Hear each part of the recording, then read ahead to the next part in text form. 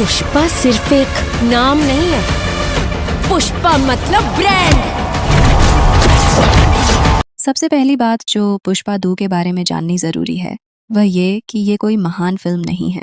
ये एक आम मुंबईया मसाला फिल्म जैसी एक्शन फिल्म है और चूंकि एक हिट फिल्म की सीक्वल है लिहाजा इसकी अपनी ब्रांड वैल्यू दर्शकों को सिनेमाघरों तक खींच लाने में सफल है। किसी सुपरहिट फिल्म का सीक्वल बनाना आसान नहीं होता, खासतौर से तब जब कहने को कोई खास कहानी न बची हो। तेलुगु सिनेमा के दिग्गज निर्देशक सुकुमार और निर्माता अल्लू अरविंद के बेटे अल्लू अर्जुन की फिल्म पुष्पा 2 की मेकिंग आसान नहीं रही है।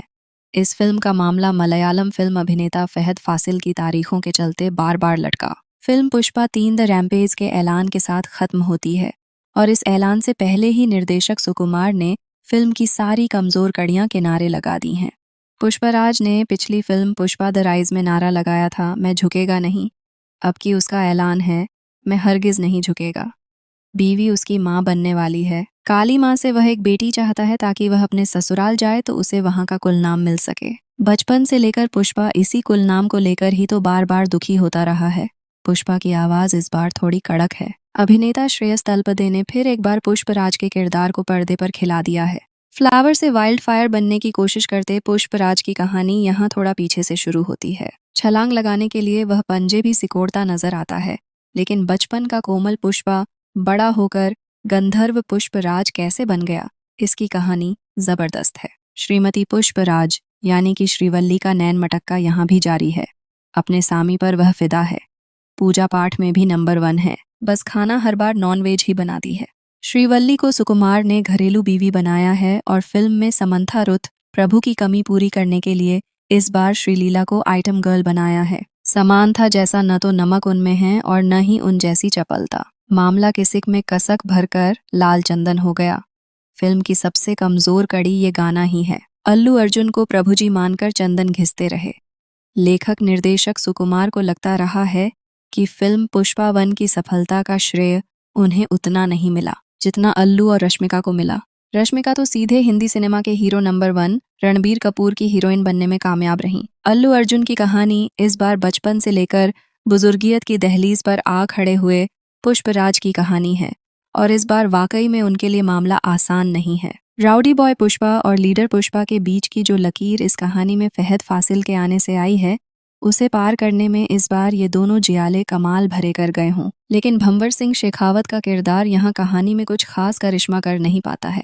सुकुमार को भी समझ आ गया कि ये किरदार उनके लिए अब असेट नहीं लायबिलिटी है, जो लिहाजा उन्होंने वही किया जो ऐसे में किसी भी काबिल निर्देशक को कर देना चाहिए। रश्मिका मंदाना पूरी फिल्म में पुष्पराज के आगे पीछे डोलती श्रीवल्ली बनी है। अदाकारी दिखाने को उन्हें सिर्फ एक सीन मिला और बस उस एक सीन में उनकी एक चोट 100 सुनार पर भारी पड़ी है। फिल्म पुष्पा द रूल यानी पुष्पा 2 की कहानी को जिस तरह सुकुमार पिछली बार विदेश से समंदर के रास्ते रेखा चित्रों के जरिए लाल चंदन के जंगलों तक लाए थे, वैसा ही रिवर्स स्विंग इस बार की कहानी में भी है। जापान के किसी बंदरगाह से शुरू होने वाली ये फिल्म चूंकि 3 घंटे के करीब लंबी है, लिहाजा फिल्म की कहानी का विस्तार काफी लंबा है। इस विस्तार में अपने किरदारों से सुकुमार को जिस मदद की उम्मीद रही होगी वो उन्हें मिली है। जगदीश भंडारी, जगपति बाबू, राव रमेश और ब्रह्मा जी सब अपने अपने किरदारों में मुस्तैद दिखते हैं। कहानी पिछली बार श्रीवल्ली का दिल जीतने की थी और इस बार कहानी है अपनी माँ को अपने ही घर में वो सम्मान दिलाने की जिसके लिए पुष्पराज बचपन से ही त्रास झेलता रहा। इस बार की चौपड़ में पुष्पा और भंवर ने तो पासे फेंके ही हैं, कुछ पासे उस भ्रष्ट राजनीति के भी हैं जिनको पुष्पा अपने बाएं हाथ का खेल समझता है। श्रीवल्ली के आगे फीकी रही श्रीलीला। फिल्म को देखने आए दर्शकों को रश्मिका और श्रीवल्ली दोनों से अलग अलग आस रही होगी। रश्मिका के भीतर एक गुस्सा है। ये गुस्सा उनके अभिनय में किरदार की जरूरत के हिसाब से मौका मिलते ही बह निकलता है, लेकिन इस गुस्से को प्रकट करने के नए तरीके उन्हें सीखने होंगे। हाँ, फीलिंग्स वाला पूरा सीक्वेंस उनका दमदार है, लेकिन उनके किरदार में यात्रा वाले दृश्य से पहले ज्यादा गहराई नहीं दिखती। यात्रा वाला दृश्य, उसके बाद लगातार आने वाले 2 गाने और उसके बाद काली के रूप में अल्लू अर्जुन का तांडव नृत्य फिल्म का सबसे सफल सीक्वेंस है।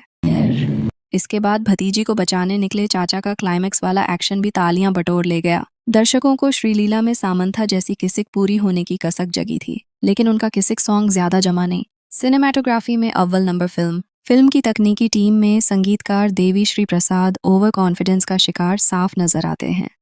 उनकी हिंदी पर कमजोर पकड़ भी इस बार उजागर हो गई है। फिल्म बनाने वालों को भी डीएसपी की ये कमजोरी रिलीज से पहले ही समझ आ गई।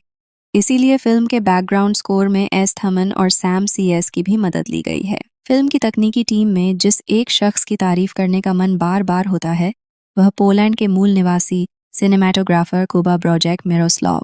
फिल्म का प्रोडक्शन डिजाइन काफी रंगीन है।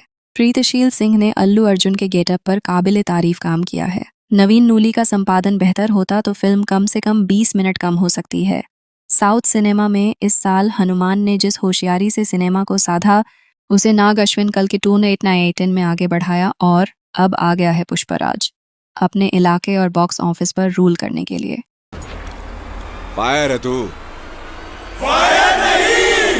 वाइल्ड फायर है।